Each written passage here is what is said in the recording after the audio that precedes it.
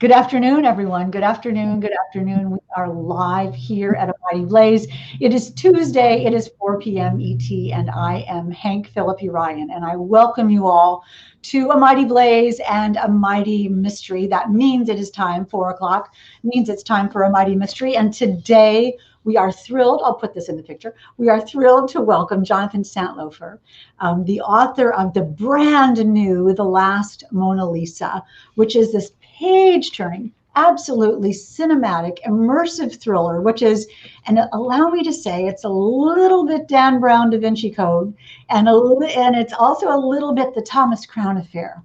And I absolutely loved both of those, the new Thomas Crown Affair. And I absolutely loved both of those, and I love this book, and we are happy to have you all here today. And let me do say that we are having a giveaway. So one lucky commenter will win a copy of The Last Mona Lisa. So leave a question or a comment in the chat on the side. If I look over here, I'm looking for your comment. And one of you will win The Last Mona Lisa. Welcome, Jonathan. So nice to see you today. Oh, it's great to see you, Hank. Thank you. Thanks for all those lovely words about the book. And you chose two things that I love, Really? So, yeah, I mean, that remake of the Thomas Crown Affair is one of my favorite art heist movies of all time. So I can tell you quickly, and forgive me, you all, because this is, if Jonathan loves this movie too, I do too.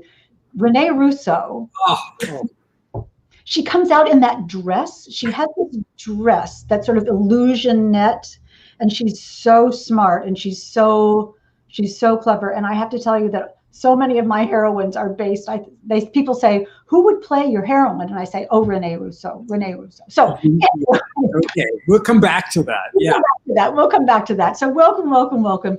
You might know that A Mighty Blaze was founded more than a year ago at the beginning of the pandemic by the fabulous powerhouse team of Jenna Blum and Caroline Levitt. And it was designed to bring us all together in reading and writing and all things bookish. And it has turned into this sort of literary TV series on Facebook and on YouTube that comes to you 24/7. And every Tuesday at 4 p.m. we have A Mighty Mystery. So today we have Jonathan Santlofer and his marvelous The Last Mona Lisa. And let me formally introduce Jonathan to you briefly, and I will read this to make sure it's correct. Jonathan Santlofer is a writer and artist. Remember this, writer and artist, an internationally best-selling novelist and a lauded and awarded author of short stories and an editor of short story anthologies. He was the creator and director of the Center for Fiction's Crime Fiction Academy, the only program devoted exclusively to crime writing. And he's a sought-after teacher and lecturer in both of his fields, and his art has been exhibited in the world's top museums and galleries. So, hooray. Congratulations, which proves that The Last Mona Lisa is the perfect book for you. It's the intersection of what you love. Yeah, I think that's true. Thank you. I mean, people keep saying that it is the perfect book for me to have written, and I think that's true. I mean, I think all of my interests came together, my love of art, my love of mystery, of thrillers, of capers, of heists. I think, I don't know if you know this, Hank, but one of my side hustles, or my only side hustle, other than teaching, which I'm not really doing so much anymore, is that I make replications of famous paintings for collectors. In other words, I make legal fakes. And I've been doing that for probably 20 years. And it's what led me to this book. It just didn't make perfect sense. So because this book is all about an art forgery and what happens as a result. And let me just go on a little tiny sidebar right away and say, what was the first painting you ever, is it called recreated, reimagined, copied? Mm-hmm. And what did you think about that? That's a great question. I'm trying to remember, and I'm not sure I do remember. I had a variety of collectors who stuck with me. Many times a collector would bid for something at auction, and they would lose it. They're only willing to pay, $5 million, and it went to $12 million. And then they'd call me and they'd say, "Could you make this painting for me?" And I'd be like, "Yes." But of course, by the way, nobody was giving me $5 million. I want to be clear. But I think one of the first paintings I made was a big black and white Franz Klein painting that sold at auction for some astronomical amount of money. And I made it for a man for the atrium of his financial firm. And because it was going to be seen in public, I had to abide by the legal copywriting laws. So I made the painting exactly the same size, exact stroke, everything the same, but I made it in mirror image. Oh. And he said people would come in and say, oh, you bought that painting. And he would say, no, mine's newer and fresher. Newer and fresher. And Yeah. so what makes it be okay, what makes it be a legal fake is you're not trying to say this is, No. If I tell clients that I make paintings for, if you try and sell this, you're going to get caught. Because I use contemporary art materials. So if I'm making a painting that was done in 1803, half of those oil paints or colors were not invented until the last 10 years. So it would never pass any scientific or technical study. Plus, there are different little rules, like you have to change the size or change the material, and you have to hide your signature somewhere on the painting. So I usually make it like white on white in a spot, and I also sign it on the back. I just finished this huge 15-foot American Impressionist mural, which is just, it took a lot of time, and it was a kind of great labor of love. So I would have shown it to you, but my studio gets terrible reception. So, but it all led me into the head of this art forger in the book. Yeah, and I wonder about that, because the key difference, and we'll go right into your book in a second, but the key difference is you're not trying to say, I am painting Storm over the Sea of Galilee. This is a picture like that looks like that, and is my impression of that, but it looks exactly like that, but it's not that. And it comes, as you say, sort of out of admiration and love and wanting to be with that picture. Well, that's actually a wonderful way to describe it, because I often say that what happens for me is I slip inside the skin of this artist to make the painting. And I always learn something about the painting and that artist and what they were trying to do. The paintings, I hope, and do at the end look exactly the same, unless I purposely change the size or something. But visually they can pass for the real thing. And it is an amazing exercise for me to do. I went to art school, and I was at one point a kind of real artist. And then I lost all my work in a big fire, and it sort of changed my life, and I started writing. And so I've had two lives, which is not so bad. Not so bad. It's like method acting then, isn't it? When an actor inhabits the role, and then you become, Paul Klee or Monet, if you would, and paint that picture as them, being them. That sort of brings tears to my eyes. I love that. That's a gorgeous description. And because I've just been doing this last one, it's a Frederick Frieseke, who's a minor painter this is from the early 1900s. And it's a big, big painting. But while I painted it, I would realize, he moved this color and form into this one. And I just gained so much respect for him. And I learned things, which I never would have, because I didn't even really ever look at his work. He was not that important, and he was a wonderful painter, So I don't know, forging is its own kind of weird art. It's very much in style these days. Very. People it's like people used to get paste copies of their jewelry. Now they get copies of their paintings. Wow. Yeah. So they don't have to display the real one? They give the real one to a museum or somewhere, and then they have the copy in their house. Wow, yeah. Someone is asking, I think Gail is asking, why, and I was going to ask you about this later, but we might as well do it now. But I do want to talk about your book. We'll get there, yeah. The Last Mona Lisa, and I promise you we will get there. But this is all about that. This is all about that. The idea that someone would want or obsess or desire a painting so much that they would pay so much money for it, or kill to get it, or be manipulative and duplicitous and to get it, and put their lives at risk for it? What is it about art that can inspire that? Well, can I first say that that's like a major impetus for this book. Mm-hmm. What people will do to own something. In this case, the Mona Lisa, what people did do and what they will do to own a famous work of art. I think that, art is an individual object. For Leonardo, for example, he made 15 paintings in his whole life. That's all he made.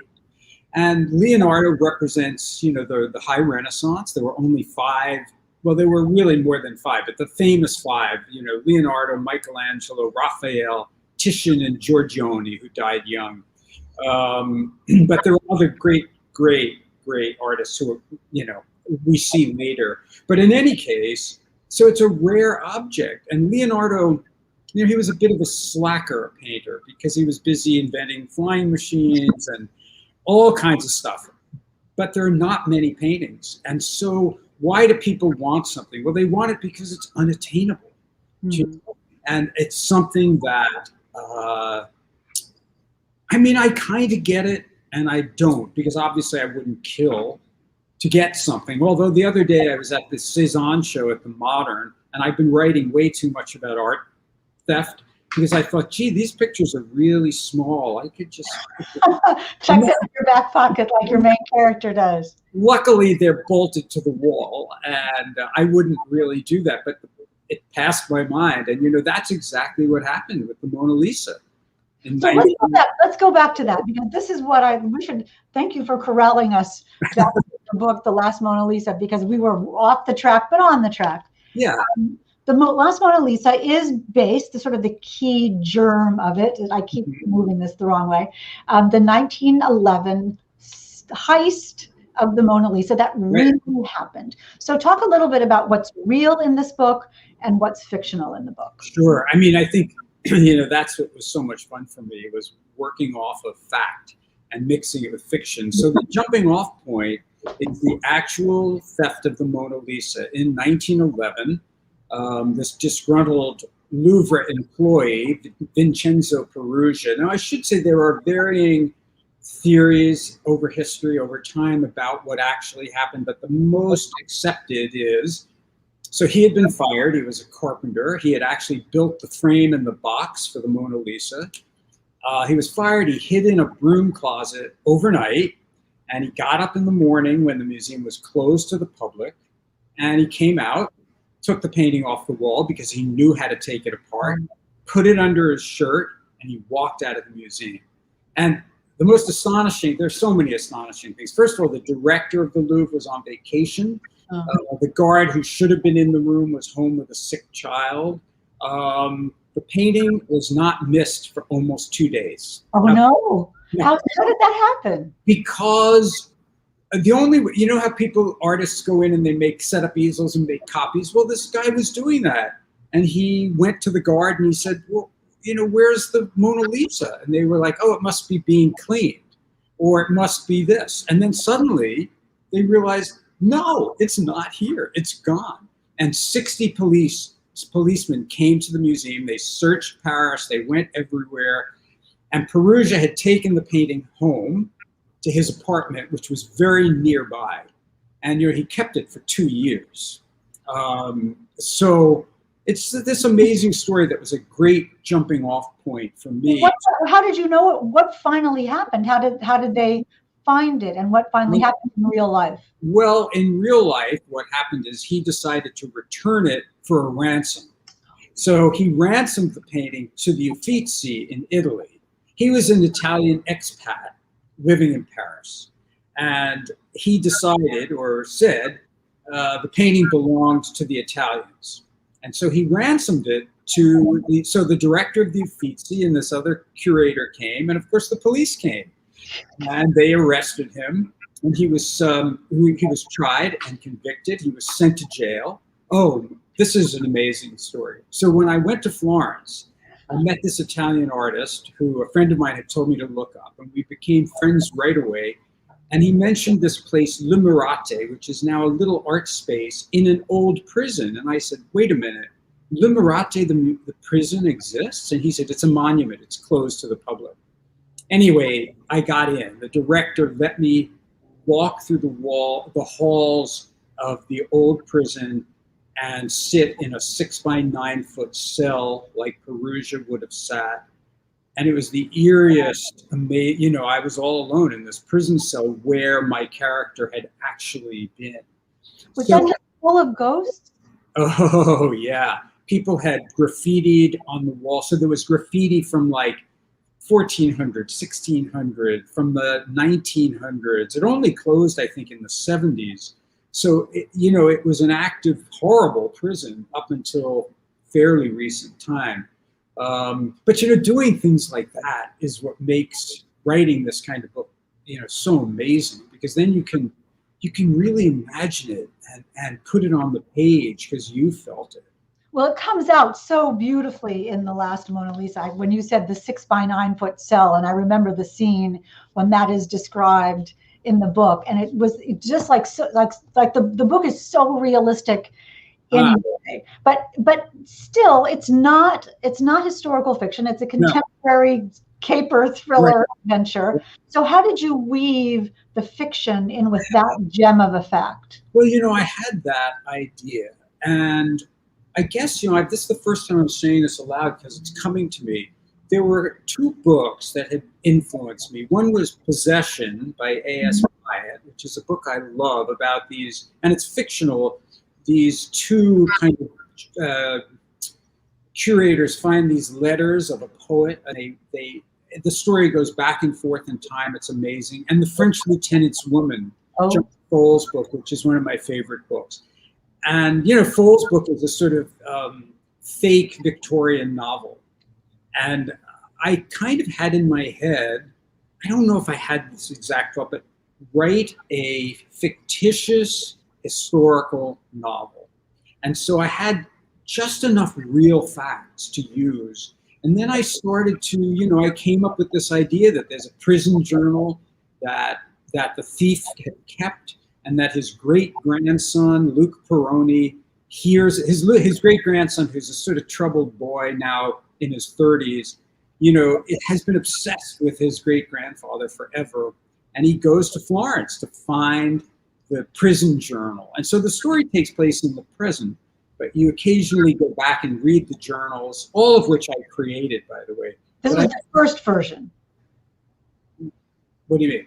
Well, so this was when you were getting the idea. Yeah, but it ended up in the book. Yeah, of course, the prison journal ended up in the book, but you made it be not historical fiction. You made it be contemporary fiction. Right, because the journal is an odd sort of compendium of facts that I found out, real things, but then I embellished them. So, he writes about his encounters with Val Fierro, the fake South American marquis, who markets the forgeries of the Mona Lisa, which is true. But all the stuff I was writing in his journal, I imagined, I made it up. But, and then there's his whole backstory. I knew his real backstory and I didn't care. I wanted to create, it's the first time for me, Hank, I wanted to create a romance. And so I created a romantic story in the past. Well, you created romantics. One of the beautiful things about this book, one of the many beautiful things about The Last Mona Lisa, is the parallel structure of this. What takes place in the past and what takes place in the present. A love for art, a desire to possess art, a desire to protect art, some revenge, some redemption, and some romance. And in the past and in the present, all of those things, and some deception and some crime, and some sort of rooting for the bad guys. I love that. I love that. So how did this book set up in your head? The young man from New York comes to find out about his great-grandfather's stealing of the Mona Lisa, but there's a lot more going on. Oh my gosh, there's so much going on. It was a difficult book to put together, because there are 5 points of view, and there's the past and the present. But as I've said this to many people, my job in this book, for this book, became to make it seem easy.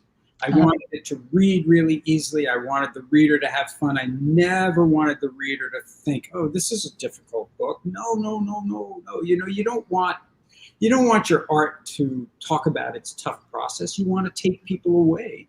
So the great-grandson Luke, you know, he comes to Florence, and you're right in many ways about the parallel stories, because I thought about a story in the present, a kind of love story in the present that would echo the love story in the past.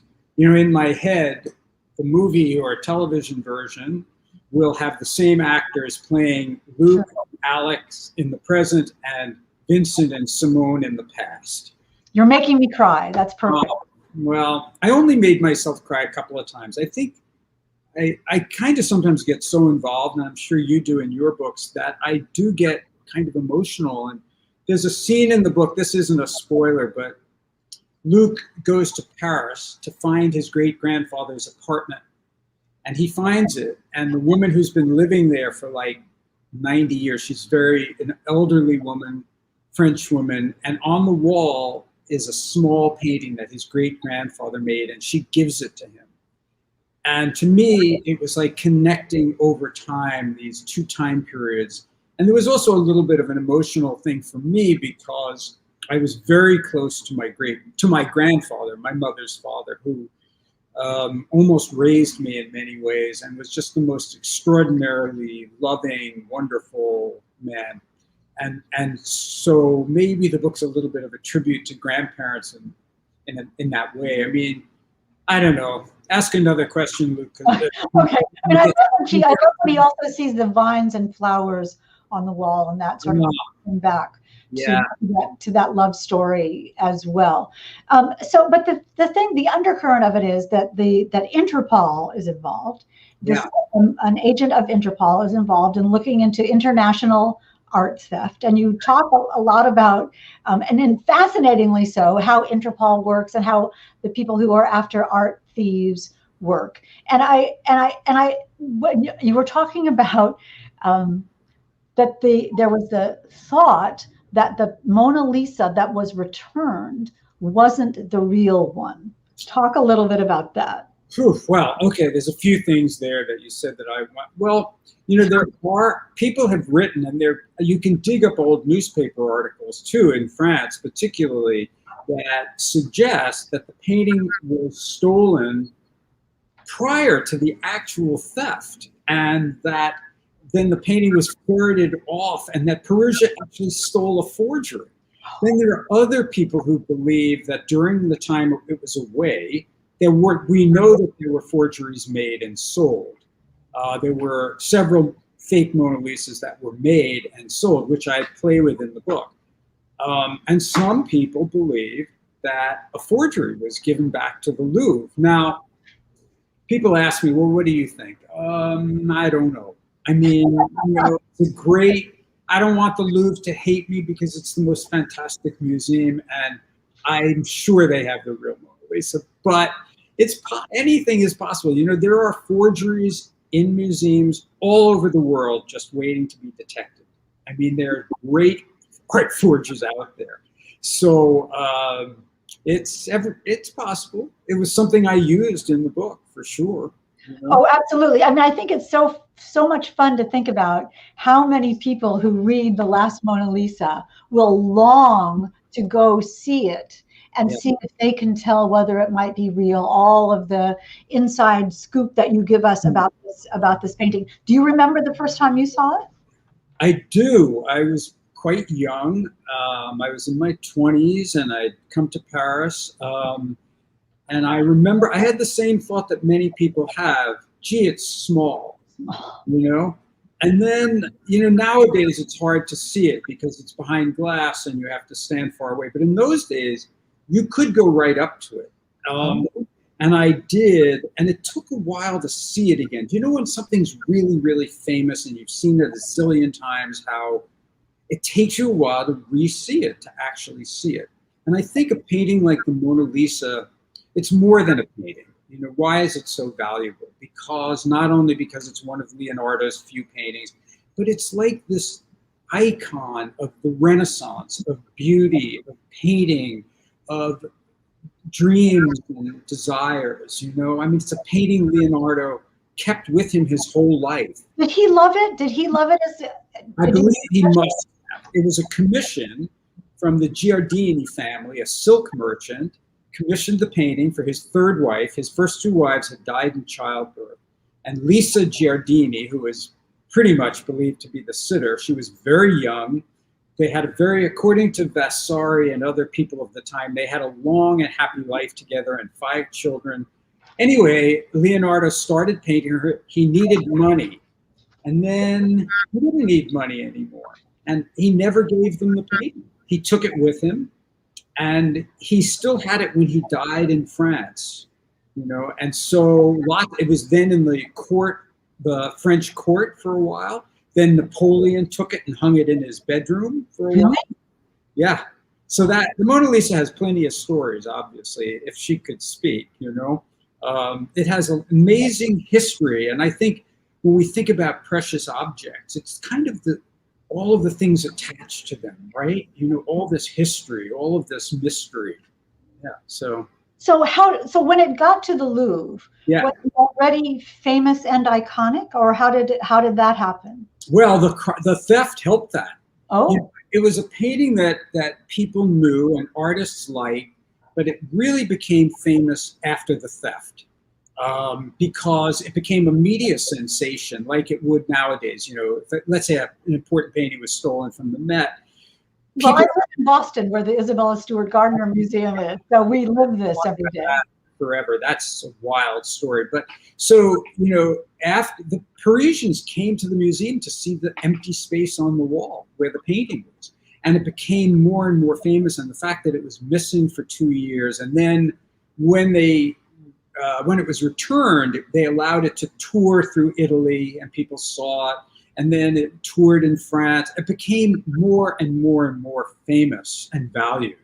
Now the Louvre, I'm not remembering the numbers, but they get X amount of millions of visitors a year. And every single person says the first thing they want to see is the Mona Lisa.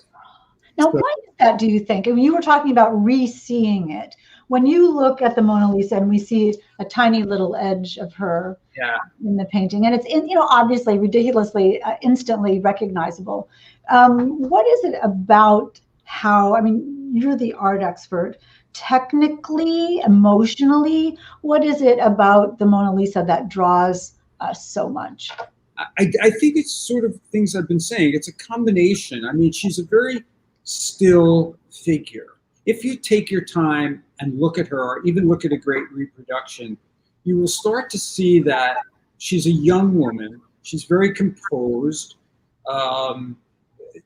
There's a kind of delicate Italianate beauty about her. Also, you have to remember that they accidentally once, when cleaning it, erased her eyebrows. So she once had eyebrows. She no longer has eyebrows. And Leonardo had painted them. But the way Leonardo paints, he painted with something we call sfumato, which is layers and layers of thin paint. So it gets richer and richer and richer, and it becomes dreamy. There's that weird, dreamy, surreal landscape behind her. It's a rather odd painting in many ways. I mean, there are other paintings I might prefer to own, but to me, it's a repository of our dreams and our ideas about beautiful paintings, beautiful subjects. And also creativity, that he was able to capture in some way the essence of this woman that we, so many hundreds of years later, can now look at her through his eyes and sort of and subsume that into how we think too, that's what I mean. When was the first time that you ever thought about art as a thing? I was just one of those awkward Well, this is too confessional, but I was a terrible athlete. I thought I was a bad student, and all I had was I could draw like crazy. I could draw anything, and so I used that. I would draw tattoos on my friends. I would do drawings. My biology and chemistry notebooks were beautiful, even though I got everything wrong. And I decided from a young age, well, I'm going to be an artist because I can't do anything else. But I love, it's a really wonderful activity because you can listen to music and you get transported and you create things.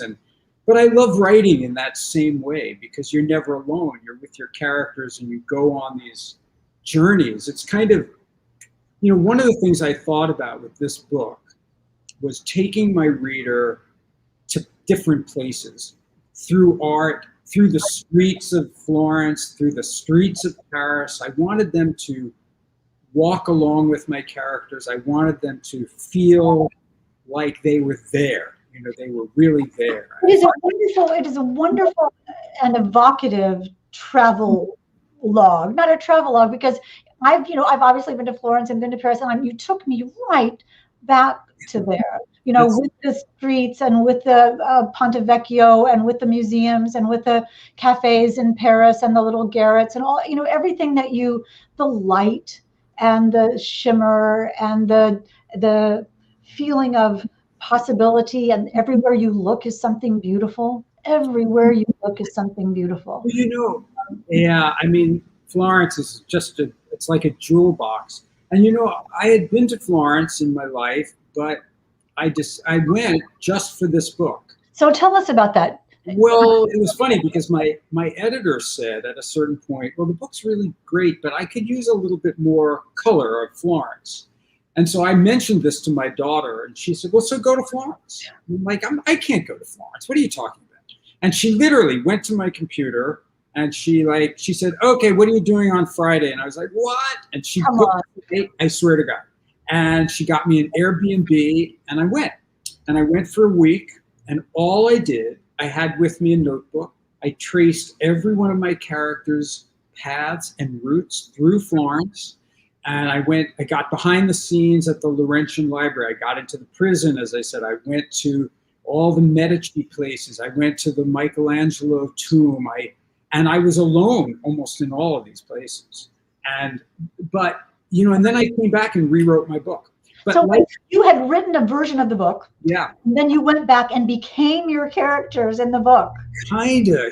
I didn't want it to be a travelogue. That's deadly. I wouldn't do that. But I do think you need to be in a place to feel it and to know what it smells like and what it tastes like, and all of those things. And it was tremendous fun for me. I would just get up and I would walk for 8 miles every day through the streets of Florence. I was saying to somebody else earlier, they said, well, is your research hard? And I said, oh yeah, horrible hardship. I had to go to Florence and I had to go to Paris. Man, that was really, really tough. So no, it was fantastic. It was fantastic. And it just enriched the book for me. It made everything, even though I had been there and I imagined it, when I saw it, I could really see it. I could really use it. It enriches the book for me too now, thinking about you tracing Luke's steps in Florence and also in Paris. That's really lovely. It's quite a page-turning adventure. It is so much fun to read. Let me just ask you quickly before we get to the questions. You're an artist in paintings, on canvas, on paper, and also as a writer. Is your creativity the same with each? Do you know where you're going in the book and know where you're going in the art, or has one informed the other? This sort of creative emergent process of starting with nothing and winding up with a thing? Wow, that's a big, long, great question. Starting with nothing and ending up with the thing. But that's true. You start with a blank canvas and then it becomes this thing. And a book is like that. They inform each other. I'll say this. I cannot write a scene if I can't see it in my head. If I can't see it and walk through it, I can't write it. So I'm very visual in that way, and I want my books to be visual. When my books, painting and making visual art is much more immediate. You're touching things, you're there, you're moving around. And as I always say, there's nothing less sexy than sitting at your computer typing. It's just not a fun activity, but your head is going nuts because you're going to all these places. So there is, I think, something very similar to all creative endeavors. And I believe that any creative endeavor shares these things, whether it's cooking or some kind of designing, or they're just all the same. You're reaching into yourself to try and take something and put it into another form, right? Trying to make it. I think it's Stephen Sondheim, look, I made a hat where there never was a hat. You have made something that never existed before out of nothing but your own creativity and your own imagination and your own passion. That's a very special thing that you do. Yeah, I think that is what we do, and then we give it to the world, and we hope other people enjoy the experience. I mean, I don't necessarily, certainly not when I'm first writing, you don't think about your reader. And then later you have to, because, you can't work in a vacuum, because what's the point of that, right? So yes, it's a kind of gift, and you are bringing people. I also believe this other thing, which is I'm not the one who finishes the work. Each single reader who comes to the work finishes the work for me, because they bring with it their own story, their own feelings. In this book, their own feelings, let's say, about truth, about forgery, about art, about love, all these things that I can only tap into so that then they can think about them, right? And that's what you do in your books as well. Well, art is such a gift. It's such a, I remember my mom, my parents, I grew up in Chicago. I'll tell you this very quickly. Please. My dad was the music critic for the old Chicago Daily News, and my mom was at the Chicago Institute of Design. And we had, when I was a little kid, little, 4, we had these Skira art books that were big color plates. I still have them. And I remember I loved a painting called Deer in the Forest by Franz Marc. And I loved it. It just spoke to me. Years later, I'm talking maybe 30, 40 years later, my dad took me to the Corcoran in Washington, obviously, and said, okay, you might want to look in this room. And I walked through, and there was the real painting of Deer in the Forest that I had looked at since I was a little kid. And I just burst into tears. Because that was, just as you were talking about seeing something for the first time in a different way, that was when I realized the connection that I had with my dad and with art, and how I had remembered and how he had remembered. And that moment in the Corcoran, that was really a life-changing thing. And I think that's what art can do. And I think that's what a good book like The Last Mona Lisa can do. It gives you a picture and a thought and something. It made me feel really smart to read this book. I think that's what you give your readers.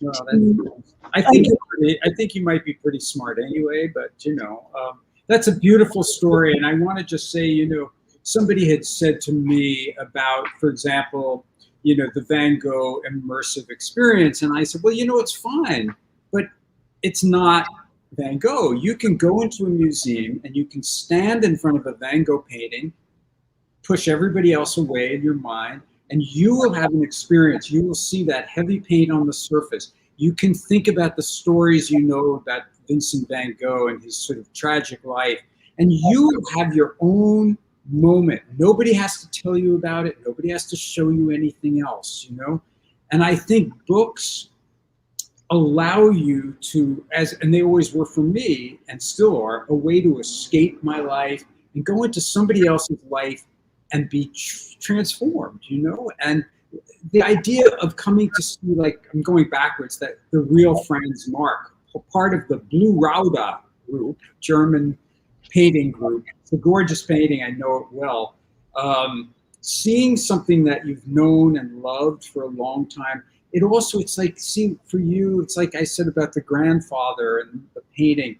it's loaded with things about your parents and all these kind of memories and thoughts, you know. I mean, everything that we see is so often loaded with these other ideas that, you know, just are wonderful. Even when they're sad, they can be wonderful. Yes. Even when they're sad, they can be wonderful. And there is some poignancy in your book, and some romance in your book, and some disappointment, and some success, and some sorrow, and a lot of fun, Jonathan. This is just a terrific book. I urge you all. This is, I was going to say, the perfect summer read. It's the perfect anytime read. That's nice. Take you to another place. And I know, oh my goodness, we're going over. Let's see if we have any questions. Maybe Hannah, associate producer Hannah, and we can put other questions for us. Did we have any? I see Margaret is saying, do you think you would be such an amazing author if you weren't a painter too? Now, that's a great question. Well, it's hard for me to answer that because I started, you know, the first half of my life immersed in art and being an artist. I think it helped me with my writing. I think sometimes it slows me down in my writing because then I go away from it and I work on some art. But I do think it helps me see things. I do think it helps me see things. So, and visualize things. Yeah, to visualize things. And Sherry Steuben is asking, did you know the title when you wrote the book? Nope. Oh, you didn't know what it's called first? What a great question. I love that. Well, I'll tell you what the title was for a long time. It's called The Original. And I loved the title, but nobody else did. Oh. My editor didn't like it. My agent didn't like it. And then that came into my mind, and I actually did love this new title, and everybody liked it. You know, some people have to have a title first. Yeah. I often don't, because the book changes for me as I write it. So, yeah. No, I agree. I have had books where I start with the title, The Murder List. I had the title before I even knew what it was about. And I thought, ooh, that means something to me. I wonder what that is. And I had to find out. And then The First to Lie came from... You mean this book? Oh, which I've been reading. And I just want to interrupt you to say, so, you know, on the first dedication page, it says, as always, for Jonathan. And I think, well, I know her husband's name is Jonathan, but I'm just making believe Hank wrote this for me.